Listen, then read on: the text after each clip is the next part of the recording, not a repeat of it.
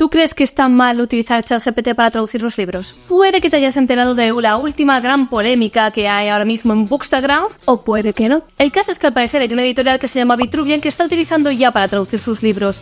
Era una sospecha que tenía la comunidad de Bookstagram, pero al final se ha hecho a la luz el hecho de que emplean ChatGPT y otras IAs para poder traducir sus libros. Y eso abre un interesante debate acerca de si está bien o está mal utilizar ChatGPT y otras IAs para traducir los libros o para utilizarlos a modo de corrección. Y ahora, evidentemente, cuando empezamos a hablar de está bien o está mal, rápidamente esto se bipolariza.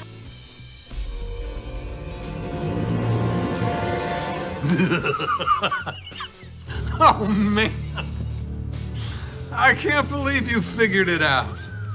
La gente coge y toma posiciones y todo el mundo enarbola el gran estandarte y la bandera de está mal porque es intrusismo laboral y le estás quitando el trabajo a los traductores. Pero, como ya sabes, a mí no me gusta hablar de cosas 100% positivas o 100% negativas, porque no creo en la diferencia entre un concepto bueno o malo. Así que realmente vamos a hablar de qué es lo que pasa cuando utilizas ChatGPT u otras IAs para poder traducir los libros. Voy a hablar todo de datos que son completamente objetivos desde una perspectiva de mercadotecnia y desde una perspectiva de marketing, así que frénate antes de darme el dislike y dejarme un comentario diciendo jamás seré cómplice de esta sangría.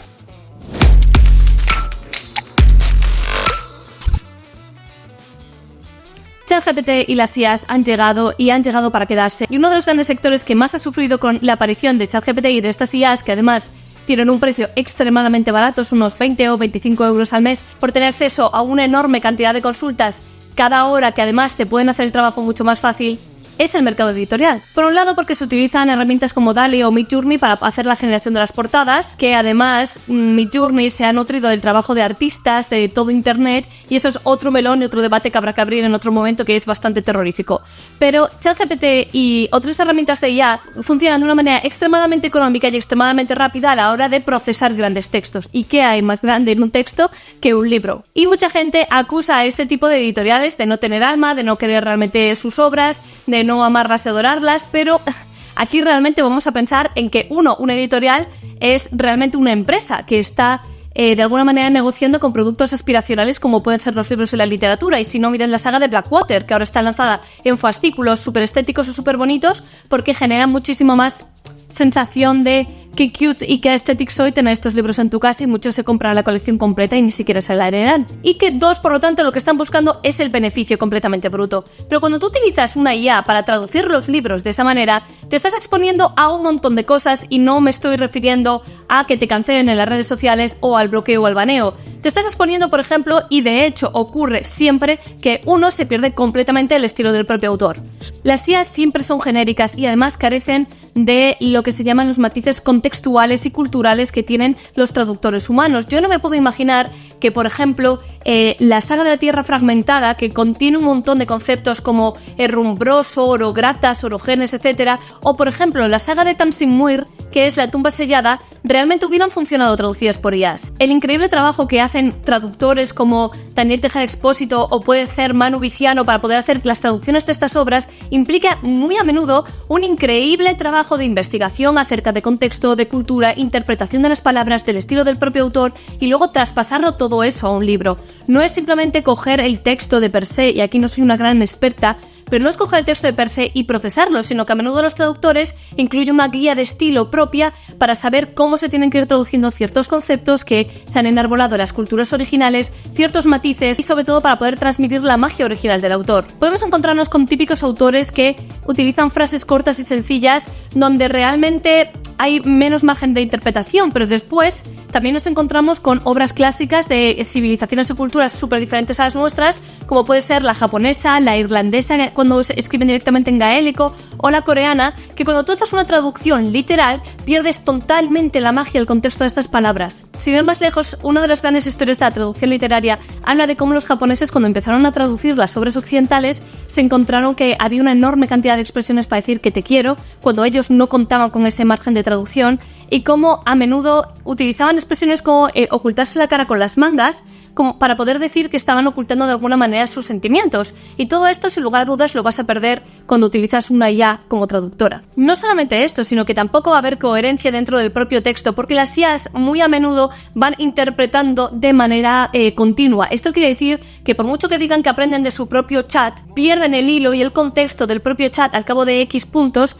Entonces es muy plausible que confundan nombres, que cambien, por ejemplo, te dejan de llamar Orogen y te empiezan a llamar Oroen, Orowei, etcétera, lo cual implicará un trabajo de corrección que, sin tener el texto al lado, el original, es el triple de trabajo para cualquier tipo de corrector editorial. No, God!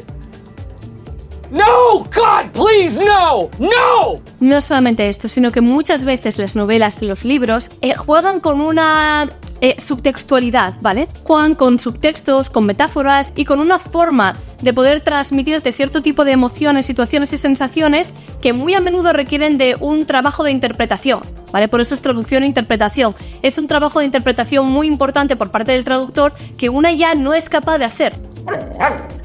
Come again? You know I don't speak Spanish. In English, please. Ya estamos hablando de literatura de fantasía o de ciencia ficción porque son los ejemplos más claros que se nos pueden ocurrir en cuanto a tema de complejidad estilística a la hora de traducir, pero no solamente te puedes ir a ellos, sino directamente cuando intentas traducir novelas románticas o novelas eróticas desde otro idioma, desde el inglés o desde el francés, y lo intentas poner directamente en castellano y no cuenta con un traductor talentoso, se pierde toda esa magia de ese coqueteo y se vuelve todo muy a menudo extremadamente directo y pierde valor la obra. Entonces, ¿cuál es la conclusión de todo esto? Evidentemente, utilizar una IA realmente abarata muchísimo los costes y ya no estamos entrando en el plano de ético, en el plano moral de utilizar una IA versus un traductor. Una IA te va a abaratar enormemente el resultado económico que tiene para ti editar un libro desde el primer momento, pero ¿a qué coste? Primero tienes el problema del coste y del hecho de que el texto no va a salir del todo bien.